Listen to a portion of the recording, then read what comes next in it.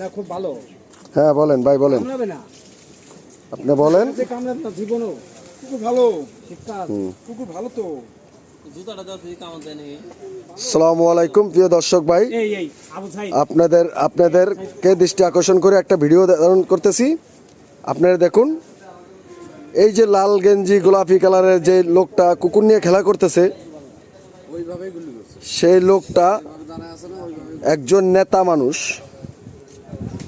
সে জনগণের সেবা থুইয়া এখন কুকুর নিয়ে গবেষণা করতেছে লালু ভাই যে কুকুরকে কিভাবে শিক্ষিত করা যায় আর সুশিক্ষিত বানানো যায়, মানুষের কথা কিভাবে শুনবে, মানুষকে যেন না কামড়ায়, সেই শিক্ষিত করতে চায়।